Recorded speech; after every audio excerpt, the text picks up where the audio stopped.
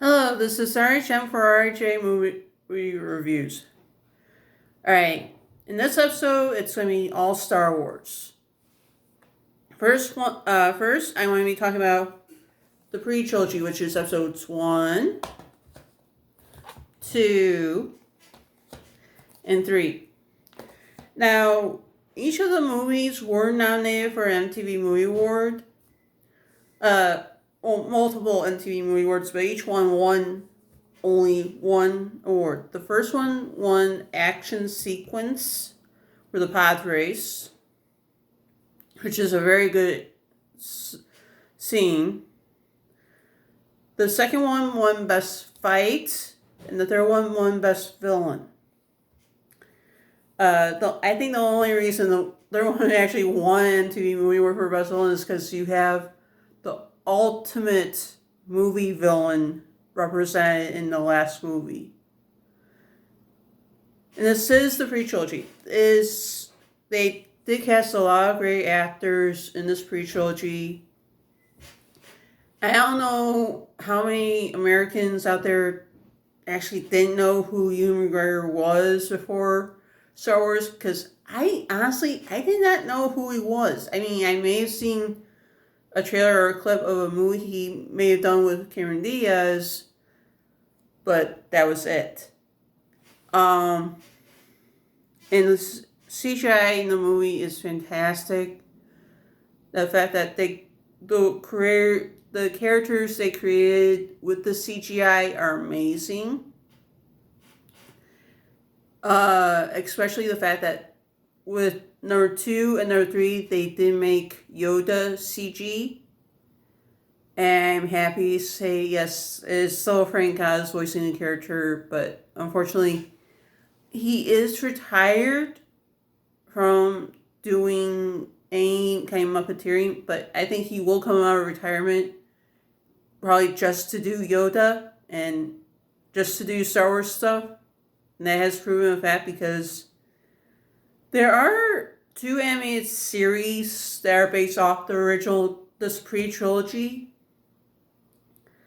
One is Clone Wars, which is actually takes place, I think, between these 2 movies, between episodes 2 and 3. Because it is actually called Clone Wars. The second one happens between, I know for a fact it actually starts off right after 3, so it takes place between episodes 3 and 4. And it is called Star Wars Rebels. And those 2 shows, as far as I know, both are on Disney Plus, as well as all the Star Wars movies I'm going to be talking about. As far as I know, Jake Lloyd, I know he after he grew up from doing Star Wars, he went to my alma mater, Columbia College, Chicago. And from what I had heard, I know this could be wrong, but I heard, yes, long ago, while he was attending Columbia College, Chicago, that he was acting like a bit of a diva, saying that, he thought he was perfect in the scenes that he was doing for one of his classes. It's like, no, you treat your instructors, if they're giving you criticism, they're giving you criticism for a reason. You do not talk back to them.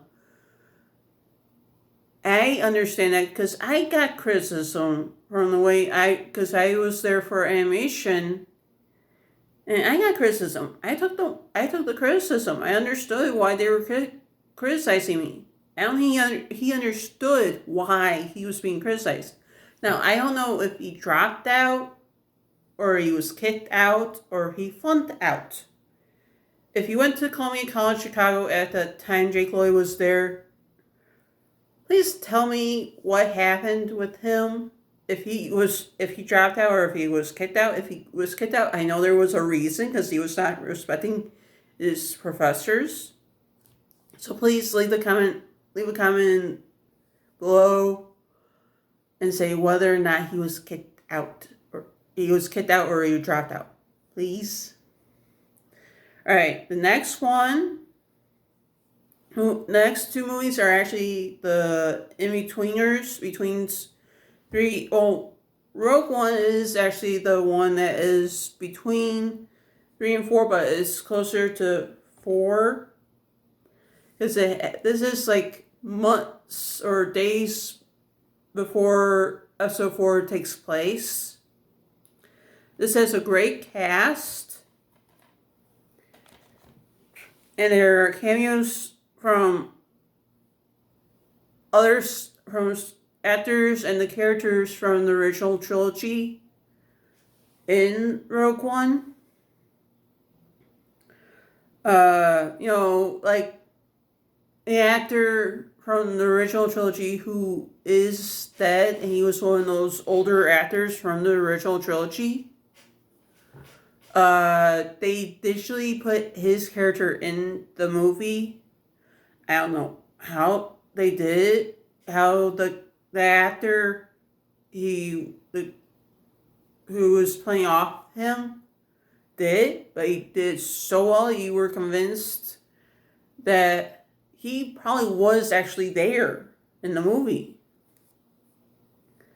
And of course, well, actually, I should have said this. If you want to back out now, if you hadn't seen the Star Wars movies, I suggest you back out now. So I'm going to be talking about all Star Wars. The only other cameo and this is a character, not actual actor, but actors from the original trilogy do cameos. I'm not saying who they are or where they are in the movie.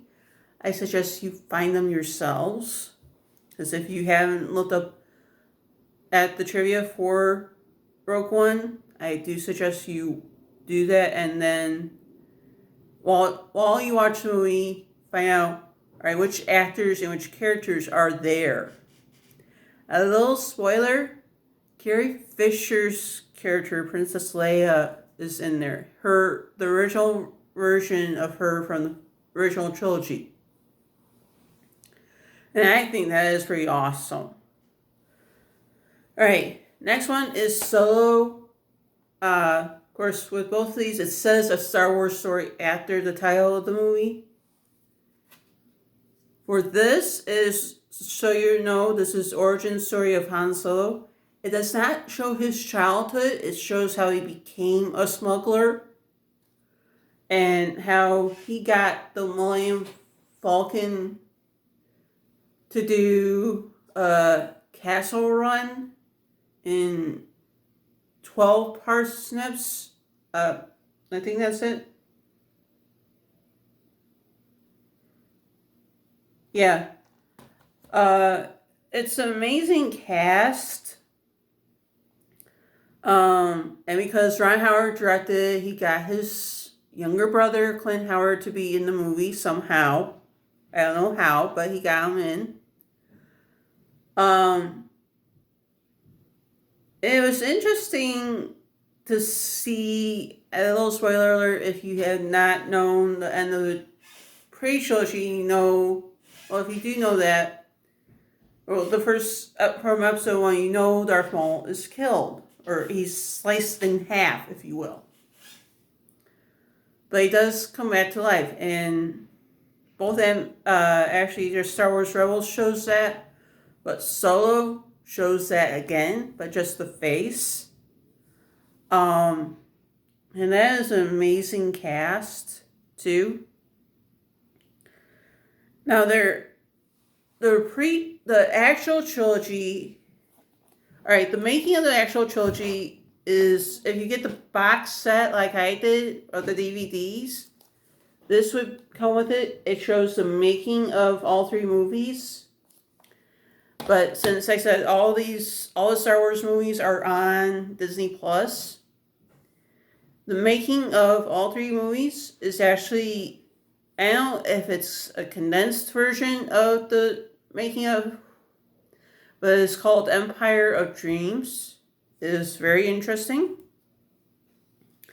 Now, the original trilogy, episodes 4, 5, and 4.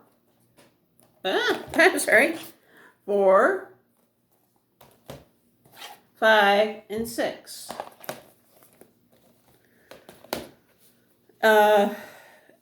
Great cast. It was actually the first movie franchise Harrison Ford was a part of. As I said, when Indiana Jones, it was a cross between the two. So he did the first Indiana Jones movie between doing episode 5 and episode 6. And this is that George Lucas, he based his Star Wars movies off different things he had seen and read, but mainly Joseph Campbell's A Hero's Journey. Joseph Campbell's take on what a hero should go through based on mythology, and George Lucas had seen those old samurai movies, the old westerns. All that helped him create both the original trilogy and the pre-trilogy. And each of the Star Wars movies from the original trilogy actually have different director for each one. Like episode 4 is directed by George Lucas. Episode 5 is directed by Irving Kushner, who, as far as I know, I think he recently passed away. I don't know if he's still alive. But for Star Wars Episode 6, it was directed by Richard Marquand. And all these, I don't know about the post-trilogy, but I know for the original trilogy and the pre-trilogy, they do have commentary. George Lucas does give his commentary for all the movies. I actually noticed the years that the movies came out. Well, for episodes 4 and 6, year episode 4 came out was the same year my older brother was born. The year episode 6 came out was the same year I was born, so you can figure out how old the age gap between me and my older brother are. Between how many years it took me to go from episode 4 to episode 6. And there you go. The post-trilogy, I can call it the post-trilogy because it finished up the Skywalker saga. Which is episodes 7, 8, and 9. And great new actors. The new actors that were added to the original cast did a great job. And unfortunately, during the post-production on both episode 8 and 9, actors from the original trilogy have passed away. First one was Carrie Fisher, and I thank everybody who worked on that movie, behind the scenes. Thank you for dedicating this episode 8 to Carrie Fisher, because I thought that was the sweetest dedication I've ever seen. No offense to people at Disney and Disney Pixar for their dedication to Steve Jobs, for Brave and John Carter. That was good. But I like the dedication to Carrie Fisher for that. For episode 8. And as I said, Frank Oz will not, as far as I can know, the only reason he will ever come out of retirement, it's not for the Muppets, it's for Star Wars. He'll come out of retirement to do Star Wars, to play Yoda again. He did play he got to do Yoda in episode 8, and that was the last time you see Yoda. I mean, yes, I know there's a show on Disney Plus that takes place in the Star Wars universe called The Mandalorian. It's supposed to be a fill-in for between episodes 6 and 7. Because the end of the Empire, I still want to know how in the world Palpatine actually lived after he was supposedly killed off in episode 6. How he just all of a sudden reappeared out of nowhere in episode 9. That's something I want to understand is why all of a sudden bring him back. And from what I understand for the upcoming second season of The Mandalorian, they're bringing back Boba Fett, who died in episode 5. I'm just wondering, right? I thought he was totally and completely dead. Because he went into the mouth of that beast